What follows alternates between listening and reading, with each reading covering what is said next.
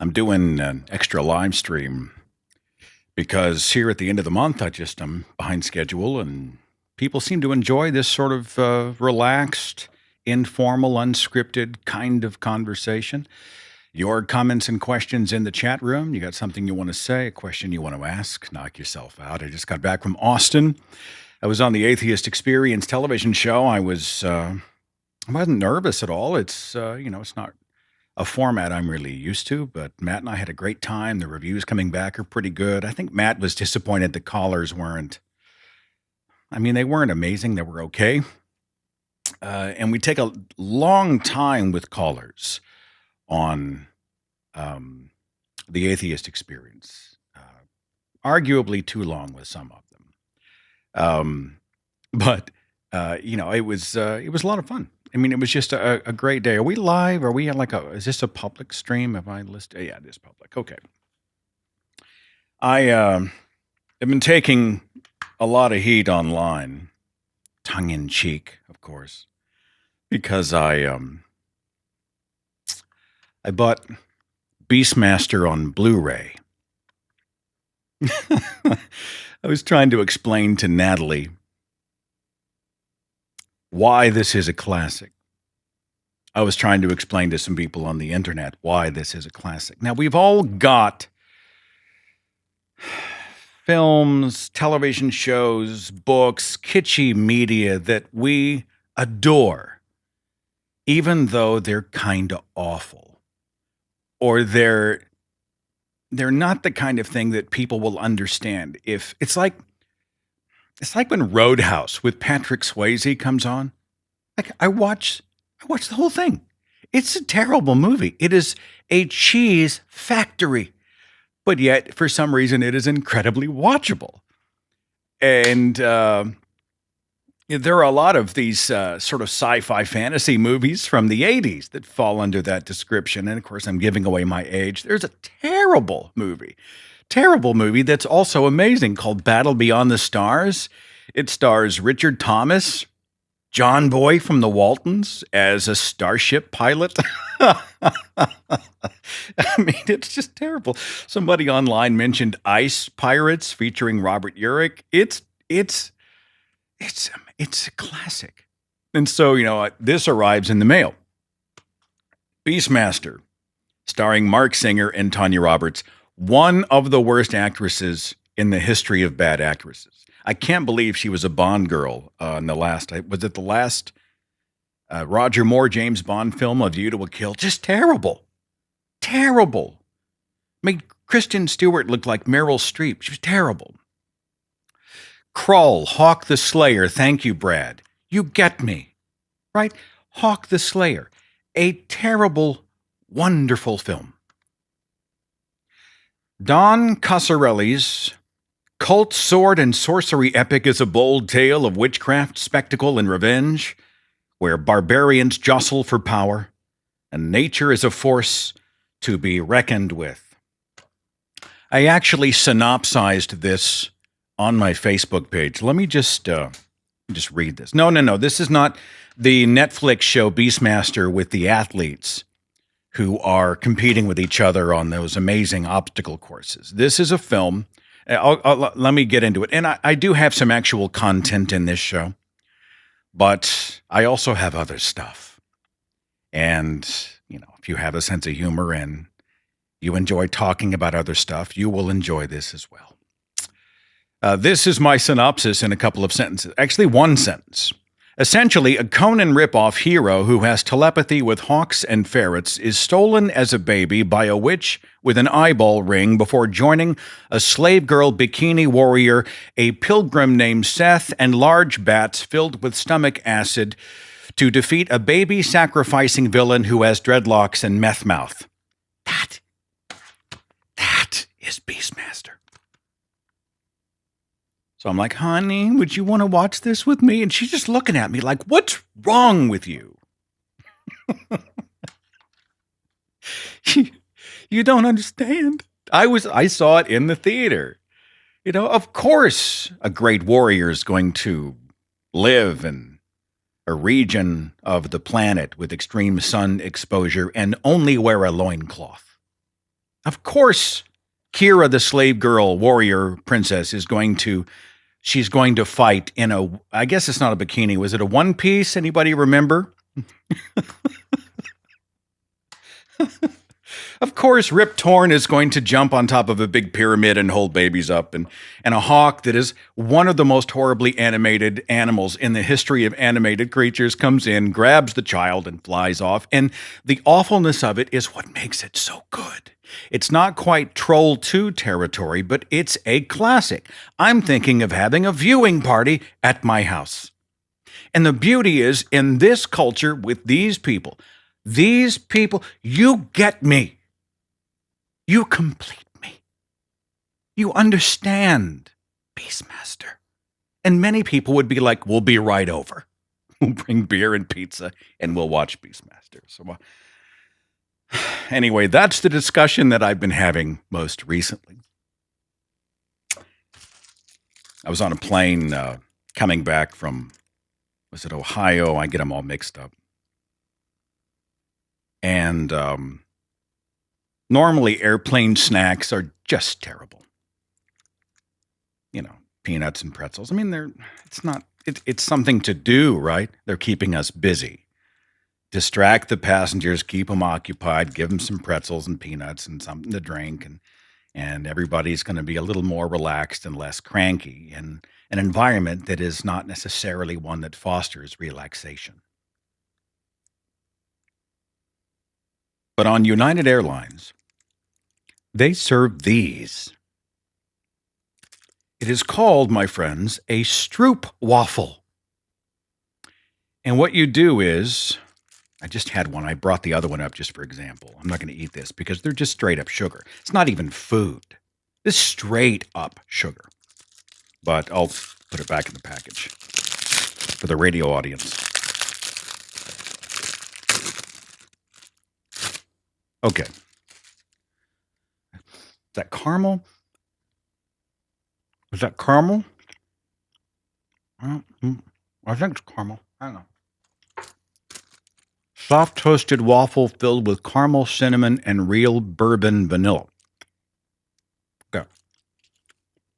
So what you do is, when you have a cup of coffee that doesn't have a gigantic sort of a lid on it, you just put your Stroopwafel on top of the coffee, and the coffee warms it, softens it up. It warms up that caramel, delicious, lovely caramel between two little waffle-shaped pieces of sugar. And once it's nice and warm, and it's almost like a Toll House cookie when you pull it out of the oven, and it's starting to, you can feel it start to. It's not gonna give for me here, but normally you can just feel it. It surrenders to you. Now it's time to eat the Stroopwafel. And it's not the same when it's cold. So I'm on the plane, and the flight attendant comes by. It's a 2-hour flight. I look at her, and I give her my sad face. And I said, could I have another one of those, please? I ask for a seconds of an airport snack. What's wrong with me? So she's like, well, of course. And she tells me that everybody does this. So I go home and I look on Amazon. They sell them by the box. They sell like 25 or 30 of them at a time. This is something I do not need to know exists in the world. So I ordered a box. I have a box of sugar rounds in my kitchen. You know, I should be eating healthy food. I should be eating good food, grapes and bananas. I should be having pecans, and I've got pumpkin seeds down there and yogurt, and should be having that. But instead, Stroopwafel. Oh, delicious. The chat room says they are getting diabetes just watching. I'll switch over to the chat so everybody can see. Wow, that seems a little small, doesn't it? Can you guys see that okay? Do I need to take a moment to resize the window? Because I will, if somebody, it takes me a second in OBS to have to go in and change the dimensions, but I would guess you could full screen it and everybody could see everything they wish to see. I just released a video conversation that I had in April with an ex-Muslim, an ex-jihadist, no kidding. And his name is Mohammed al-Qadra. He was in Jordan, and he wanted to be a jihadist for Allah. And then he realized, do I need to resize that? Yeah, let me resize that. Okay. On the atheist mark, says, curious if you have a favorite song related to atheism. I don't know that I do. I don't know. It sounds cliche to say Imagine by John Lennon, which is not an atheism song. It's more of a humanism song. But I actually we pulled up, there's like a video. It's kind of a weird little wacky video online. And it sums up how I feel. Imagine there's no heaven or hell. Imagine there's no religion. There's just people living life in peace. If I had a religion, that would be it. All right. I want people to live together in peace and to respect each other and to promote the common good. And so if it was Imagine by John Lennon, I could live with that. How's the chat now? Everybody able to read and see and follow along? I want to make sure I'm serving the viewers. Okay, and I'll do my best to keep up with the chat. Rufus says, I will be at the ARC protest on July the 7th. And I'd be honored to be interviewed. Some people have been, upset. Why would you give the ARC any more publicity? Why in the world would you allow Kinham to benefit from your promotional efforts? Roger, thank you for the super chat, $20. Saved by Shelley Siegel, great song. A lot of Shelley stuff is really, really powerful and raw and emotional. I would encourage those who don't know Shelley's work to go to her website, shelleysiegel.com. Support her on Patreon. She is a friend. She's a sister. She's a tremendous talent. And she's bravely put herself out there. She's really something. Back to the ARC encounter. It's one of those things where, you see Kinham bitching all the time on Twitter about how much trouble the atheists have caused the ARC encounter. And I can't figure out why he would so freely admit that atheists are more powerful than his God. That's the admission he's making. Oh, attendance is not very good. And we're not seeing the figures, the income, the revenue stream that we thought we would. And we're seeing a lot of bad press. It's the atheists' fault, those terrible people, those miserable atheists. And I'm like, hello, you have the most powerful creature in the universe supposedly on your side, right? This is the loaves and fishes God who can multiply at will, meaning that this deity could multiply your audience attendance figures at will. It would be like Field of Dreams. If you build it, they will come. He is admitting that apparently he thinks that the atheist has more power than his deity. We have greater power to stop people from buying the $40 whatever ticket than his God has of encouraging people to do so. Because that's the admission he's making. And how did he not see this train coming? We would like to put together a $100+ million monument to a debunked mythology. We would like to sell it as fact in the 21st century. And now that people are not coming, like let's say even I believed in the Noah's Ark story, how do you keep an attraction like that relevant after the first visit? This is not a museum that has changing exhibits. Not really. They'll change a few things about it. But I mean, you can toss a zip line in there. You can throw a jungle gym out back. How do you take the story of Noah's Ark? I mean, you can only do the rain so many ways. You can only show the dinosaurs so many ways. You can only put this together so many ways. And then people are like, already seen it. No way I'm dropping another $40 plus parking to go see this thing again. There's no reason. And he has the nerve to act surprised that it's not doing well. I would love to see the Ark Encounter bought up, purchased by some secular organization. And I would love to see a convention there. How much fun would it be to have a convention at the Ark Encounter? We could walk around and just point at shit. Look, there's a velociraptor sitting next to the penguins, sitting next to the snow crab, sitting next to the giant panda, sitting next to whatever. It's amazing. The Lord does work in mysterious ways. It would be the comedy event of the decade. Matt was saying when we were down in Austin, was it Matt or someone else? He was saying that turn it into a freaking homeless shelter. Use it as a place to house refugees. Do some good with it. Instead, it's just empty space. So to those, though, who say that it's a waste of time and resources and we're giving Ken Ham unnecessary publicity, look, I'm a big believer in drawing a big red flashing circle around bad ideas, right? It's not, the Ark Encounter is already built. The taxpayer money has already been committed. The billboards are already up. I'm not sending people to the Ark Encounter.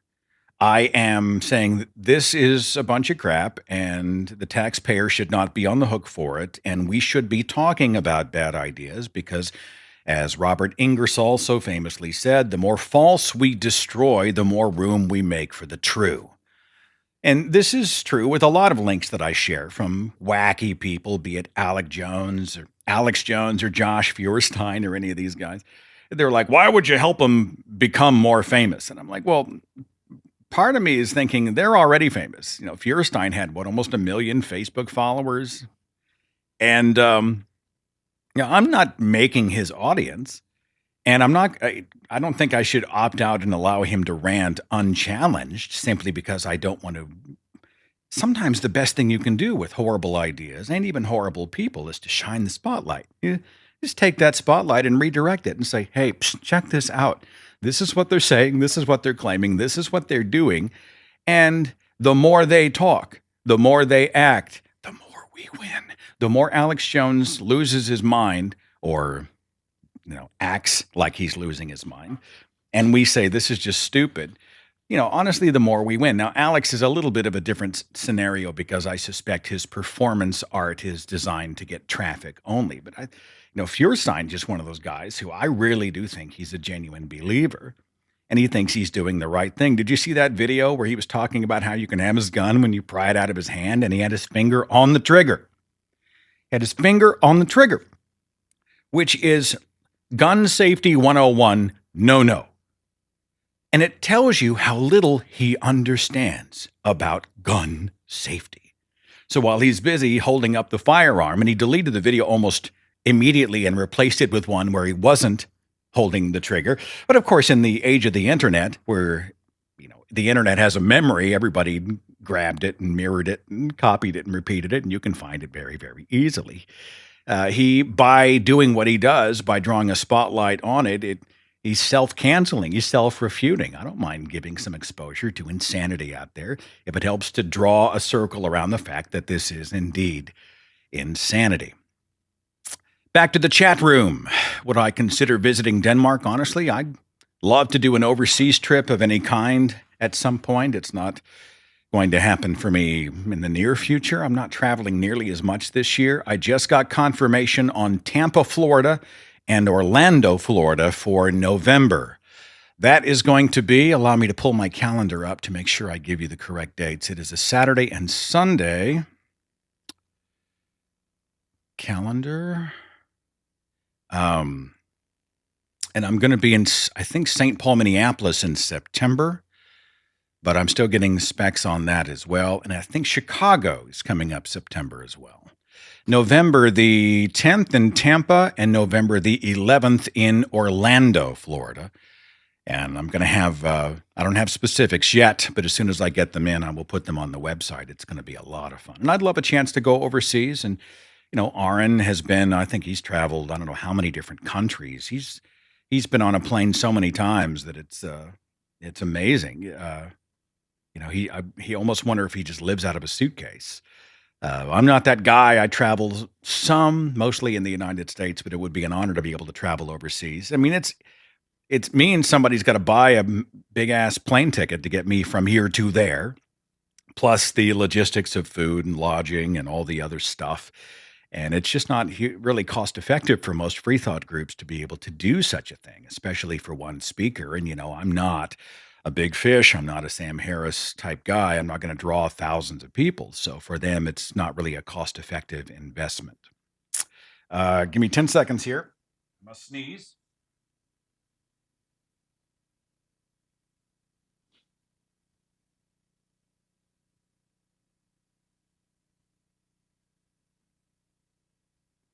I lied. Don't you hate that? You're about to sneeze and you're like, and you're waiting, you're in a holding pattern.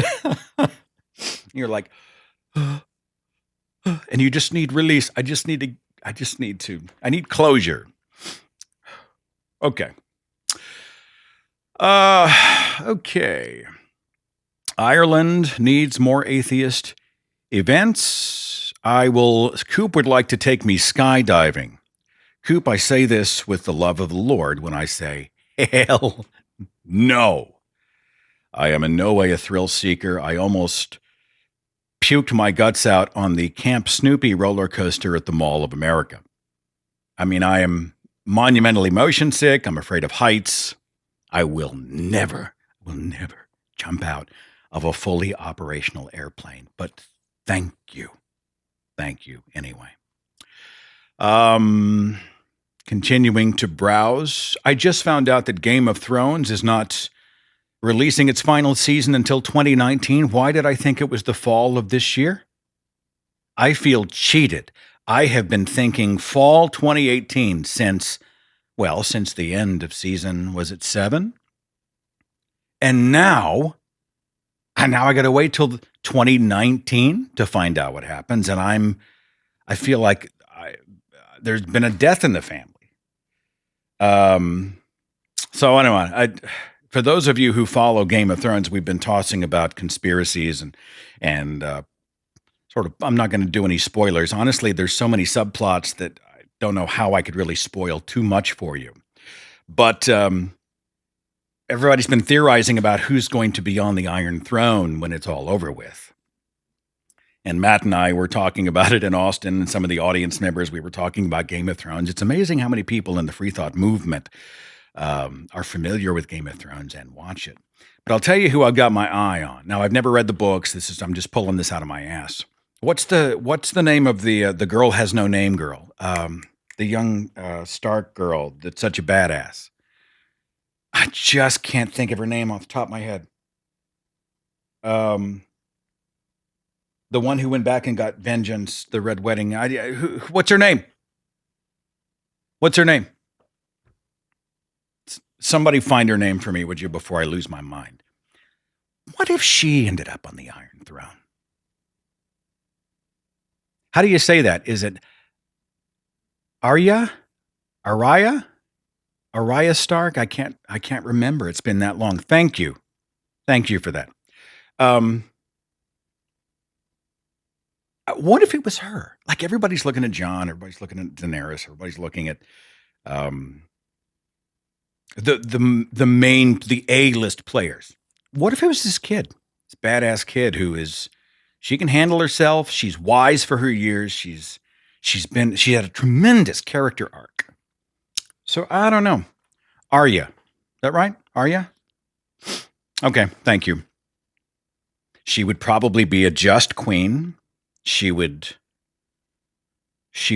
largely do the right thing, but you would not want to screw with her because she will mess you up. She doesn't, you're right. Simply Sykes said, I don't think she'd be interested in being on the throne. And I think there's some merit to that.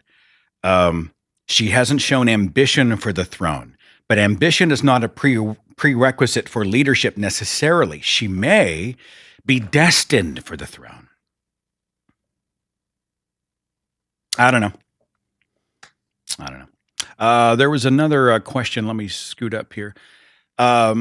P. Marcano, thank you for the donation, says the U.S. military is rampant with Christianity. We are forced to stand for invocation. What can we do to combat this? We did do a show recently, and I think I did one a few years ago about atheists in the military. I had Mikey Weinstein on. He is the president of the Military Religious Freedom Foundation. Now he's a bit of a pit bull for me. I like him, but he's and I appreciate the work that he does, but he is so in your face, and I understand why. But he's so in your face. He is a steamroller, with a jet engine on the back of it. Uh, Surrounded by napalm. I mean, he is a blitzkrieg of anti-religion in the military. And so his tactics are a bit, that's a bit hot for me. But I understand why they take that approach, because they're going to have to rattle some cages to effect positive change. Seems like some of the people who were involved in the show were talking about how on Sundays, if you didn't go to a religious service of some kind, they have like an hour or two allotted for Sunday morning services. If you did not do that, then you were doing PT. You were scrubbing toilets, or you were doing laps, or you were doing some kind of work or something else, which is total double standard. It'd be nice to at least give them a place to go where they can hang out and read and chill. And that may have changed. But I don't know. That's a show you may want to look up in the archive. I want to say it was 2 years ago. Atheists in the military. They're still talking about Game of Thrones in the chat window. What else is on your mind? Anything pertinent? Anything relevant? Anything that is sort of front and center in your world that you want to bring? Britt says, "Are you ever creeped out by Christian pop music? My niece shared a video of Real Love by Hillsong, and I found it so disturbing." Yeah, well, creeped out's not the word. You remember, this is my background. So there's a duality of feelings that happens to me when I am encountering Christian music, especially the music of my youth and my career, my former career as a Christian radio host. Part of me is, it brings back fond memories of that time in my life. I remember then, and that was the year we did this concert, and I remember we took a trip here, and I remember I was working with my good friends, and it marks a certain time of your life, which music usually does. But I can't listen to, I can't hear it without feeling a sense of cynicism, even, because it's, in my opinion, marketing, packaging up this thing, and they've got the airbrushed artist, and they're going for the heartstrings. Hillsong is very much an emotion-based thing. They're pitching to people who are closing their eyes and swaying with all the other people in the audience, and they're singing their praises. And there's not it's very much a sensory reaction instead of an intellectual one. You're not looking at your faith as something to be analyzed and perhaps discarded. You are caught up in the moment where your heart is full and you feel like you are singing directly to the ears of God. And yeah, from time to time, I get kind of a creepy vibe, but mostly I just think it's debunked.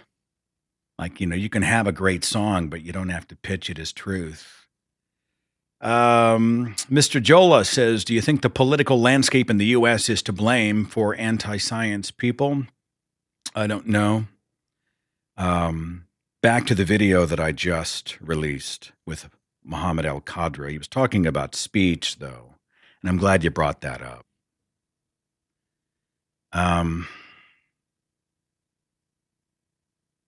We're in a weird place, aren't we, where we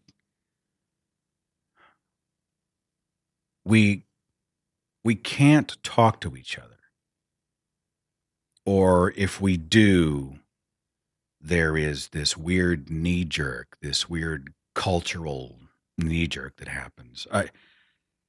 There's no simple way to get into this. Let me just start and see if I'm making any sense, okay? And maybe you can relate. Muhammad was talking about how he's from Jordan, And when he came out as an atheist, he feared for his safety. He was blogging or vlogging on YouTube, but he thought so he was doing so relatively anonymously. And before you know it, his employer finds out and his friends find out. And then he's worried, wait a minute. What happens if I am targeted, like the Bangladeshi bloggers who were hacked to death with a machete and so many other victims, atheist victims of Islamic extremism? And he was talking about, he was eventually rescued, for lack of a better word. Several free thought organizations joined forces and facilitated his escape. And I think he lives in, does he live in the United States or Canada? But he's safe. Okay. And he's still an activist and he's out there letting his voice be heard. And he was just astounded that we live in a culture where we have the freedom to speak and do not use it. He's like, how is it that you are surrounded by so much freedom? You can say whatever's on your mind. You can blog, you can tweet, you can put a soapbox out, you can go out on, government property on the steps, you can protest, you can have all of these events. You have so much freedom to be able to speak. And yet you are a culture that often resists the opportunities to say what's on your mind, which is one side of that coin. Was it Martin Luther King Jr. who said, our lives begin to end the day we stop talking about the things that matter? I'm paraphrasing. But if things matter and we're not speaking, what a wasted opportunity, especially when we're looked at by people who can't speak. They're in the shadows. They're down in the basement. They're just muted. They're online under pseudonyms trying to be free in that way, to have free speech in that way, but they can't say what's on their mind. They certainly can't protest. And, Muhammad Al-Qadr was like, this is just crazy. Like, you guys don't know what you have. You don't understand the privilege and opportunity that you have to be able to have speech. And he included bad speech. Like, you have the opportunity to hear and debate and agree and disagree with not just good ideas, but bad ideas. He's very much a free speech advocate. And I found that extremely compelling because I tend to agree. Among some on the more extreme left, we see this sort of gatekeeper narrative that, well, this type of speech must be outlawed or condemned. Not condemned. We want to condemn it in a free speech model, but outlawed or shouted down or heckled or threatened with maybe even physical violence, because it is actually violence against people. And I resist the idea that speech is violence. I know the power of language. I understand. I'm a professional communicator. I understand the power of communication, okay? But was it Christopher Hitchens who was saying that, free speech laws and the Constitution that protects the freedom of speech doesn't exist to protect the speech we like. There's no need to protect the speech we already adhere to and like. It also must protect the worst speech. The worst speech out there must be protected. And then, once it is heard, we as adults in the arena of ideas can go out and we can, without compromising our own values, without being weak, without acquiescing, we can do battle against those ideas, defeating them with better ideas. And this narrative out there, and this is the other side of the coin, that if we hear something that we consider to be offensive, whatever that is, and there is genuinely offensive speech out there, hateful, prejudiced, just nasty stuff, that our responsibility as sort of those in the right is to go out and make those people afraid to say those things in public. And how do we make them afraid? Well, often it's It's a physical response. We did a show last year, was it, or the year before, when to punch a Nazi. And there's this narrative out there that if we hear somebody saying white supremacist things or whatever, tremendously awful stuff, admittedly terrible ideas, that the best response is to go out and make that person afraid to open his or her mouth in public. Let's just scare the shit out of them. Let's make sure they know it won't be tolerated here, right? We're the gatekeepers, and we're going to make sure these ideas don't get out over here, and they're not promoted, they're not amplified, they don't ripple outward, they aren't given a platform. And of course, in my mind, I'm like, if you punch this person, you just gifted them higher ground. Because now they immediately can shift to a martyr narrative and say that this person who's supposedly reasonable decided that they were so insecure about what I'm saying that they had to resort to physical violence against me, and I was just speaking. You're empowering those people by appearing, probably because you literally don't have, appearing not to have physical restraint. The ability to restrain yourself physically. And there's this big clash online about whether or not we, in genuine and legitimate indignation over injustice, should occasionally just pop or snap or get physical. And, people are citing examples of when an oppressed minority had to get violent in order to instigate positive change. But, when I look at our history's champions of positive change, I don't see violence as a requisite for any of that. And quite often I see it as counterproductive. Rosa Parks sitting in the bus, it was a tremendously brave act. She wasn't a sellout. She wasn't weak. She wasn't bowing down to white supremacy, but she found a way, in a nonviolent way, to really maintain the high ground while she was making her stand. And in doing so, she made history. And, there are all of these conversations about, well, who gets allowed to speak? Who will we allow to be platformed?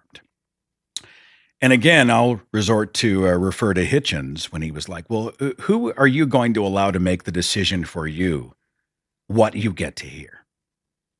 I mean, do you really want somebody? Let's say I decided, I appointed myself the filter through which hateful speech, any speech, has to go through before you can hear it and assess it and respond to it on your own terms.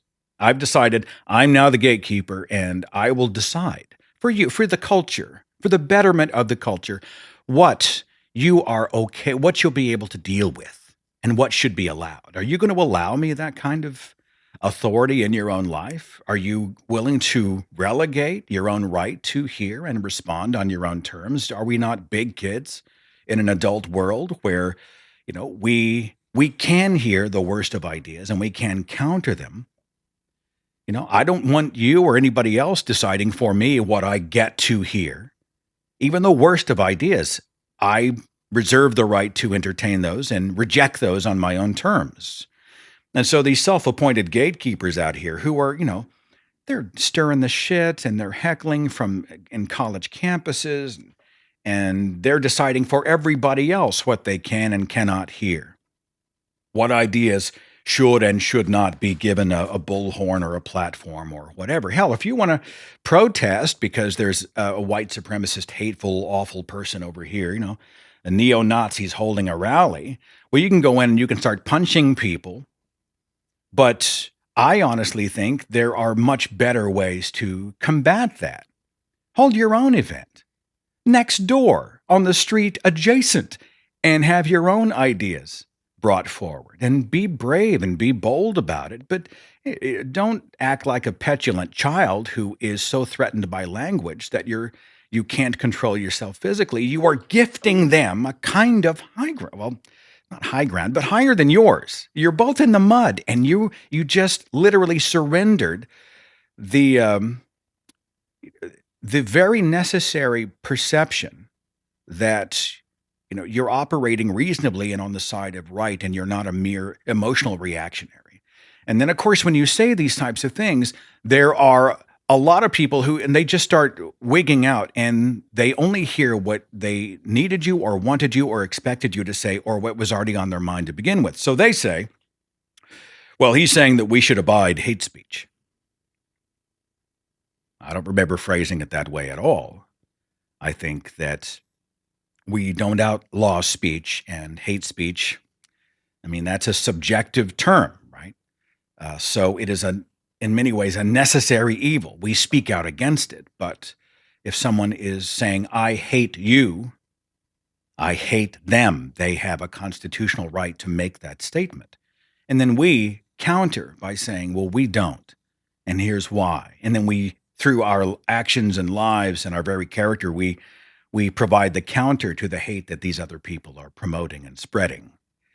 And there are those who say that if you're not mad, you're not listening. And I'm like, well, no one ever said I wasn't angry, even livid about the hate and the abuse and the bigotry and the discrimination and the limited opportunities and the injustice. Of course I'm angry. And then they put together a purity test that says, well, if you're not willing to go out and break glass, if you're not willing to go out and throw punches, if you're not willing to go out and break laws, if you're not willing to go out and get physical and lose your shit and cuss everybody out and call them out on Twitter, well, then you're proving to the rest of us that you really don't care as much as we do. Therefore, you don't care. You're not activisting correctly. Many of these people, I think, are impossible to talk to. They're impossible. They're not even listening. You speak, and I often do, about what if we approach someone charitably? I'm not saying you go up to the neo-Nazi and you give them a big, wet, sloppy kiss, which is the first thing that these people are thinking. It's the first thing that the critic is thinking. They're like, they think they should go and kumbaya, we should all hold hands with Nazis. Did I say that? No. But I am saying that if we want to change minds and change the culture, we have to be the kind of people that people would want to change to, don't you think? We would have to represent the kind of character that someone would want to be like. Otherwise, it's just a mob. There was an article in USA Today about this soft civil war that might be coming to the United States, especially fueled by the divisions over politics on social media. And I can see it happening. You got people shouting at everybody, everybody's shouting, everybody's freaking out. And already there's somebody going, well, if you're not shouting, it means you're not angry. And if you're not angry, then you're part of the problem. I have no time for you. If this is how you listen, I just have no time. In my own life, I've just decided I have no time to try to convince people who simply will not be convinced. There was a video of a woman. It was shared by a friend of mine named Jocelyn in Orlando, Florida. She hosts a free flow down there with her husband, David. And it was a woman who had a coat on. It was had a fur lining, right? Fur. There's a hot button in the age of animal rights. And she went out in public, and immediately she got shouted down by people who were calling her an animal murderer and blaming her for being cruel to animals and just being hideous. I mean, immediate venom and toxicity coming out of total strangers' mouths in her directions, okay? And the fur was fake. It was faux fur. It was fake. And her point was, if this person, instead of throwing all this invective in my direction and losing their shit and frothing at the mouth and blowing their top, if they had taken a second to come over and say, hey, what is that? And they found out it was faux fur, it was fake. That whole scenario could have been avoided. That conflict might have been avoided. They might have actually found that they liked each other. She is, the woman who was wearing the faux fur has actually done a lot of work to rescue animals who have been mistreated or abused, and she's got a great story. And so her point is this: if this critic wasn't starting with one, an incorrect assumption, and two, a tremendously loud voice and a near almost violent escalation, if they'd taken a second to just treat this person like a human being and ask a few questions and get some understanding, the whole blow up might have been avoided and the two may have walked away friends. I go online and I say something to the effect of, we should try to find these opportunities where we don't have all the information. We see a headline or we see a link or we're not exactly sure what, but we make an assumption. We see this. It hits something that's obviously important to us and we're extremely passionate about, right? We all have our hot buttons. I have so many things that I'm monumentally passionate about. And I want to just blow off the handle. And I want to protest at the top of my voice about the injustice. But if I take a second and ask a few questions, if I need to ask a few questions to get some understanding, get some perspective, I might find out that there's a shade to the story I don't understand, or there's something else happening, or there's an opportunity I might be missing, and losing my shit and yelling at the top of my voice is actually going to be counterproductive. And there is a better way, a way that allows us not to sacrifice our own humanity or dehumanize the other person, and perhaps a way to find some common ground, common understanding, maybe even discussion and discourse. And discourse is where minds are changed. And yet in the Twitterverse, this is almost always called cowardice. If you say, take a breath, get a little bit of information, hang on just a second. Or even if you know it's somebody that you disagree with, I'm not a Jordan Peterson fan. I don't really understand his popularity. Sam Harris has an event on stage with Jordan Peterson. And I think it was Brett Weinstein was the moderator, and I think they're going to release the video of the debate, okay? And there are some who are like, it is Jordan Peterson should be denied a platform because he says batshit crazy stuff and he says some damaging and destructive stuff, and therefore he should be denied. We as the gatekeepers now say Jordan Peterson should not be allowed. We should go out and raise hell and raise a stink and call him every name in the book and lose our shit. Okay? But instead, Jordan Peterson sits on stage and is, as I understand it, directly challenged by Sam Harris, and they have a spirited debate in front of thousands of people, so spirited that they canceled the audience, asked that they not do audience Q&A so that the onstage discussion could continue. I can't wait to see the discussion, even though I already know Jordan Peterson has some pretty bad ideas. I want to see how those ideas are approached in a respectful arena between adults who can have a conversation while also even passionately disagreeing with each other. All right? There are some people who are genuinely awful. There is a chance that if someone was to ask me, would you take the stage next to this awful person, that I would say yes. There have been times in the past when I wonder if I should have taken the stage before or after this awful person, because I should have been promoting better ideas in the wake of bad ideas. I don't always get it right, but I remain a champion of speech. Do I think we allow anybody and everybody to go and be invited unchallenged? I mean, it's okay for us to say, hey, this person's a bad idea. There are better ones out there. But the idea that if we see them on the roster, are going to go and shut the party down. We're going to raise so much hell and so much noise and bang against the walls and heckle and lose our shit so that person's voice cannot be heard. That's not the world I want to live in. And those people who look from across the pond at us under the Constitution, enjoying a Constitution that protects and encourages the freedom of speech, wonder what's wrong with us. Why in the world would we ever police free speech? Oh, I understand Jordan's sort of fascination with our own self-destructive attitudes. We're spoiled. We're used to the freedoms of a culture that allows us to tweet and say and write and blog and video blog and everything else, anything we want, anywhere. And then all of a sudden we get self-righteous about it and we decide that someone else is offensive and blah, blah, blah. And he's looking at us. People all over the world are looking at us going, Jesus Christ. We would do almost anything to have a constitution that protects the freedom of criticism and freedom of protest and freedom to air your opinions and challenge authority and do those types of things. And yes, that includes the awful people as well. It must. It is a necessary evil. It simply must. I miss Christopher Hitchens. I wonder what he would say about all this insanity. Watching so many people who, I'm a dyed-in-the-wool liberal. I'm a liberal.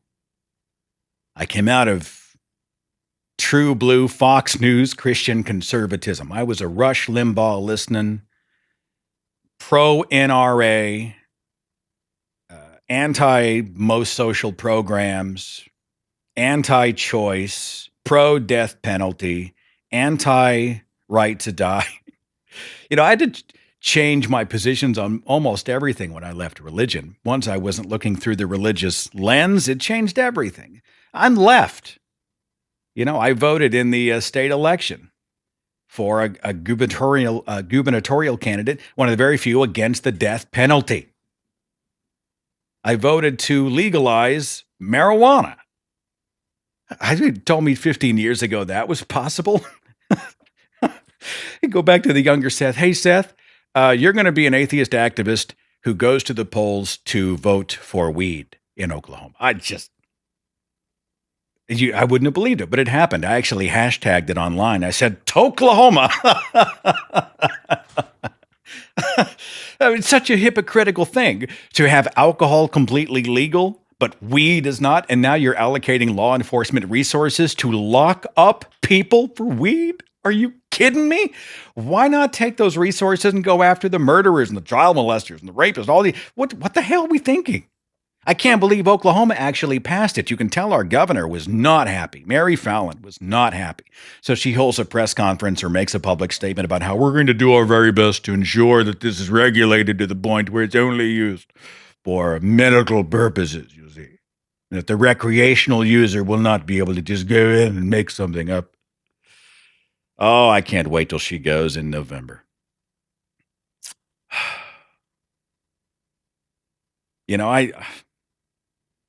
I'm a liberal. And I'm upset. I'm frustrated by the extreme shades of the left. They give tremendous amount of ammo to people like Dave Rubin, who I consider to be, he's understandably frustrated, although hugely misguided and has some really bad ideas.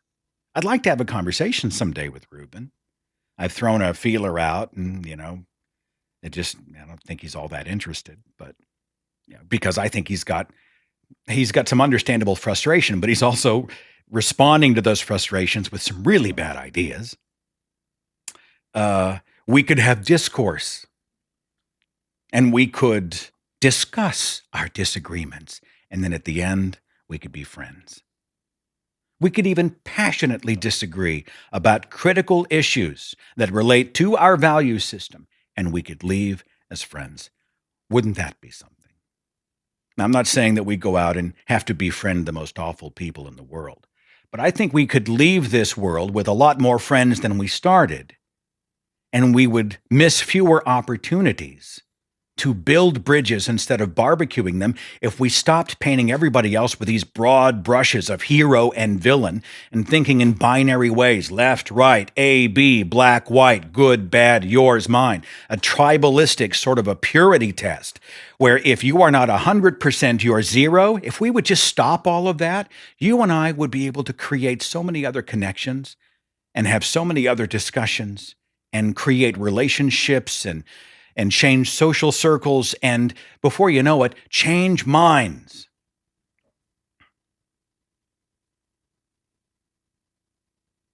I've had it on my mind. I was thinking about it. It was 7.5 hours to Austin and back, 7.5 hours each way. And while I was in the car, I found myself just thinking about this stuff. The miracle of the internet and communication that ties the entire fucking planet together Immediately. And what do we use it for? To call people out and call them horrible names and tell them how stupid they are and say fuck you on Twitter? Is this really who we are? Is that what I want my life to be defined by? Do I want to squander the constitutional opportunity I have to be in a free speech culture? Does it ever bother you? Do you ever wonder if you should take a social media vacation? Do you ever just want to pull the plug and give yourself a break and say, enough? I see some people, they'll say, I am leaving Facebook for a month. Or I am deleting my Twitter account for whatever, forever. Do you ever feel that way? Do you ever come to a point where you're just so tired in your mind and heart of all of the bitterness and the drama and the infighting and this weird call-out culture? The people who say that if you don't join them in their litany of really nasty, outrageous, sort of an avalanche of just rants. I'm not saying we don't get angry. I'm saying, is this all you got? And after a while, all I see is noise. All I see is noise. You're not even communicating at some point. You're just white noise. They can't always build the bridge. Sometimes you got to barbecue it. Sometimes you do have to knock it down. You have to draw the line. You have to take a wrecking ball and just. But there are a lot of times that we could be building bridges that we just don't. We just squander those opportunities. I am so sorry for that long rant. I guess I'm sorry because I know I promised you more time in the chat room. How long have we been going? Let me do some due diligence and return my focus here to the chat and answer a few questions, if I may. Let me come back up here. Demi said, how'd you behave at a church service? Mostly when I go to church, God, it's been years, I treat it as a forensic exercise. I'm watching behavior. I'm watching conditioned response. I am listening to the words of the sermon, specifically what they are getting wrong, and there's quite often a ton of it. Beyond that, I usually can't wait to get out. I'm trying to think of the last time I went as a favor for someone, and I couldn't wait to leave. Most of the sermons you and I have already heard 100 times. We understand it's community, it's communal music, it's different quote-unquote ministries for different groups, blah, blah, blah. And then the basic Protestant messages that pour forth from the podium. There's nothing new under the sun. I'm polite, but I was ready to get out. Apparently, there is a problem with the live stream. Hopefully, in the if it's too bad, when I go back and review the footage, I'll see if I can upload a recording. Do I have a recording here? No, I don't. We'll see if it's just a feed glitch or if it's actually the source.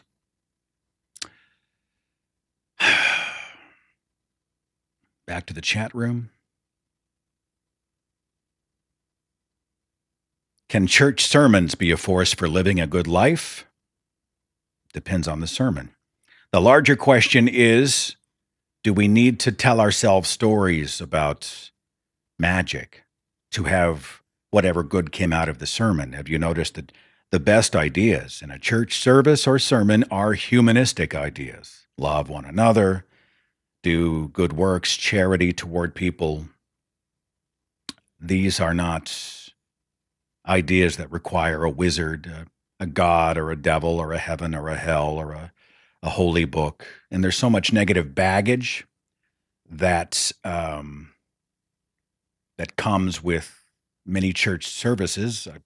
People can extract good from them, and they can be motivated to go out and do good things, like the missions trips that go down to third world countries, and they will build shelters, and they'll bring physicians, and they'll inoculate against disease, and they'll dig wells and bring opportunities for cleaner drinking water. I mean, these are things that churches are motivated to do, and often they will dress it up in the window dressing of religious language. But the truth is that what they're doing is a person-to-person endeavor. People helping people. There's no divine hand reaching down to buttress or supplement the charity effort. Well, that's humanism. So my larger point is that all the stuff that's good that they're preaching in church, they could honestly preach without all the woo backstory. Christy said, my best friend of 19 years asked me to go to her Kingdom Hall, Jehovah's Witnesses. With her, lost our friendship because I said no. Christy, if I may, and I hope this is not an overstep, if she was only your friend because you were going to do what she said, she was not your friend. She was not seeking your friendship as much as she was seeking validation for herself. That's not real friendship. And I'm sorry to hear that she's gone and that she discarded you in that way. But you learned something about her. I mean, could you say that in return? Hey, come to a free thought event with me.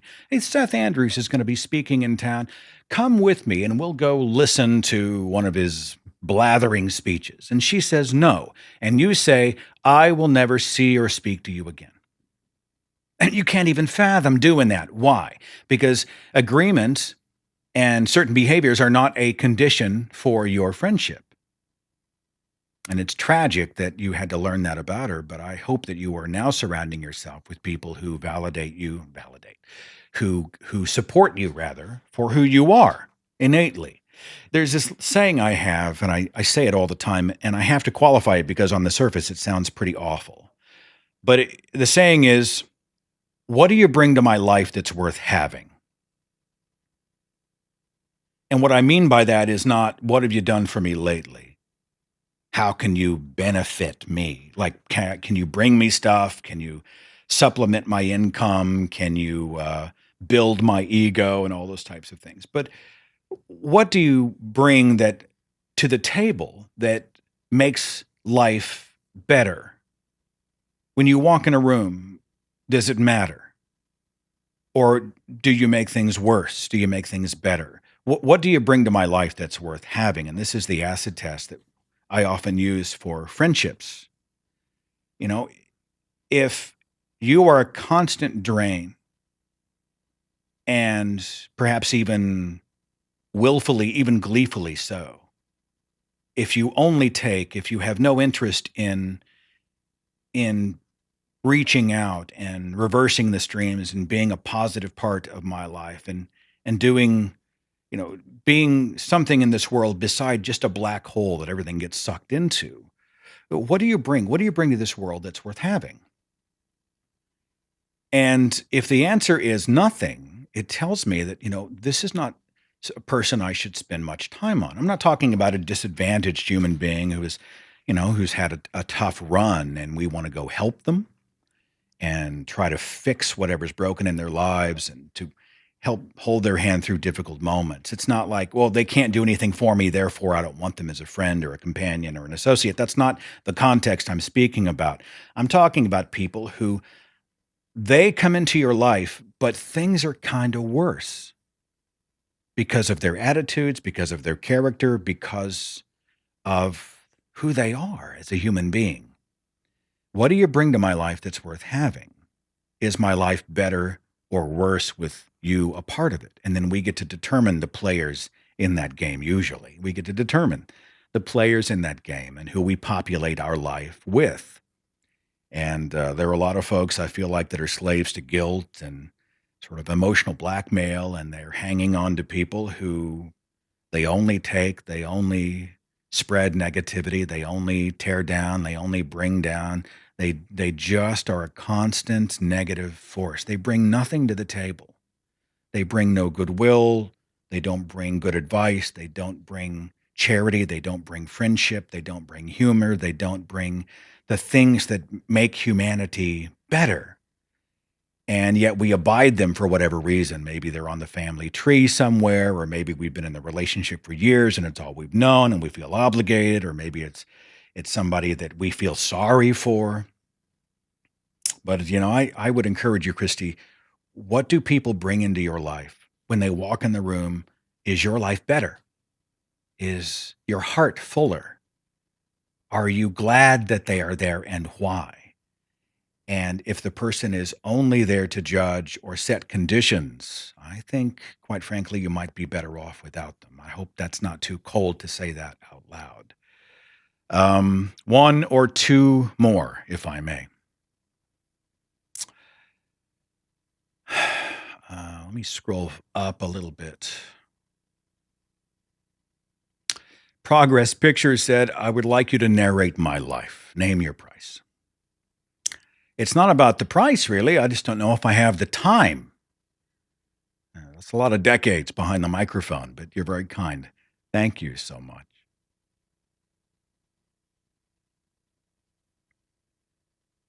There's somebody talking about a fear of hell, I think, in the chat room. One more story, and this is it might be a bad analogy, but I'll use this to close our conversation, okay? And it's a story. So I was in second grade, and the school had a magician, and he came and did a elementary school-wide performance of magic tricks, okay? And one of his tricks was, it involved a guillotine. Now, I have a point to this, okay, because I'm going to come back to hell.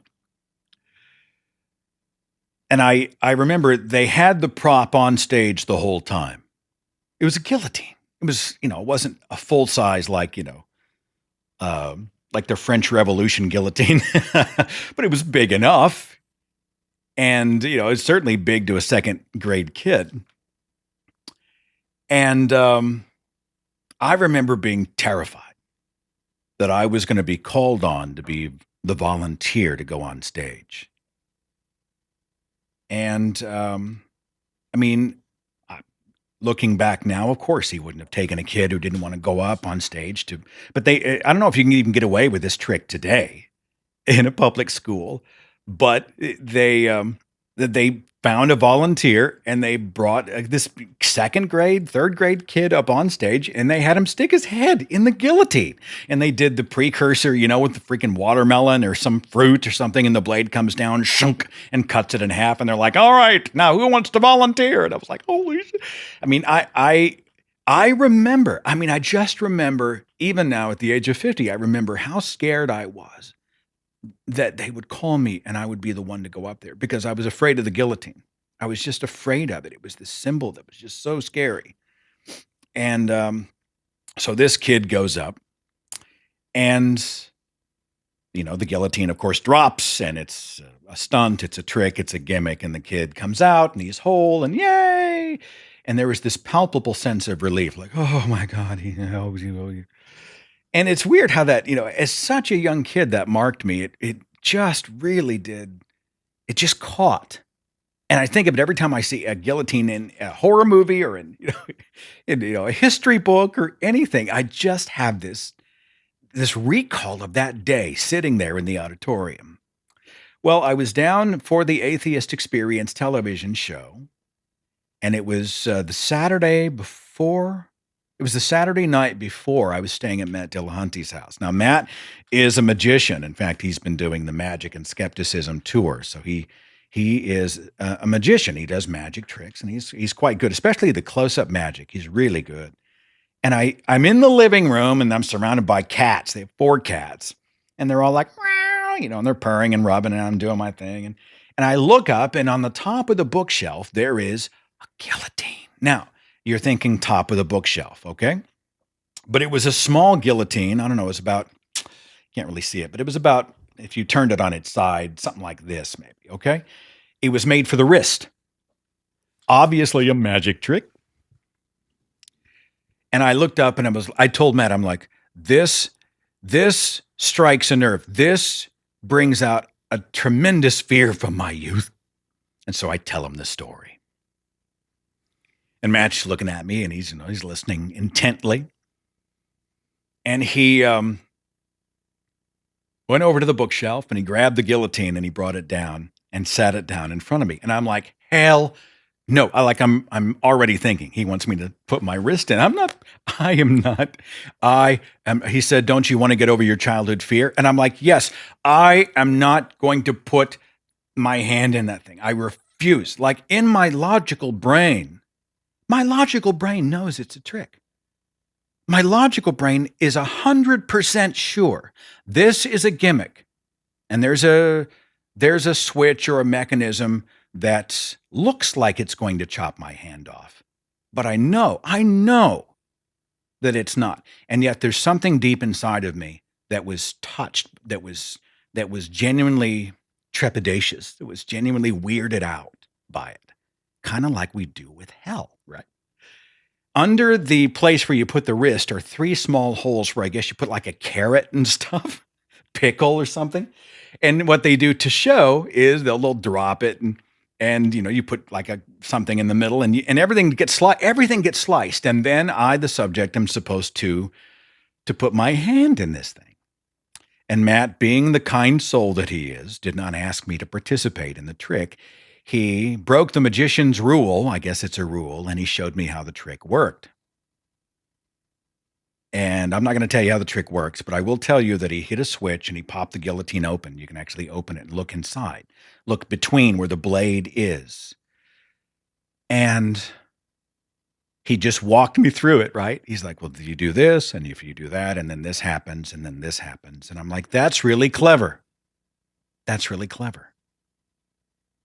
And the more I understood the trick, honestly, the less weird I was about it. But even then, I'm still not going to stick my hand in it, at least not yet, right? But I thought, and this might be a clumsy analogy, but aren't we a lot of us who came out of fundamentalist religion are that way when it comes to the dangers of hell? Because our logical brain knows it's a man-made creation. We know there's a switch. We know there's a trick. We know there's something in there that causes something else to happen, that it's all smoke and mirrors. We know it's magic, right? Illusion, rather. And yet, there is something primal that goes off inside of us because we were so affected by the thought of hell in our youth that it still strikes us in a very visceral way. And we still get weird emotionally, even though our logical brain is telling us that it's okay. You are safe. You're safe. There is no hell. There is no lake of fire.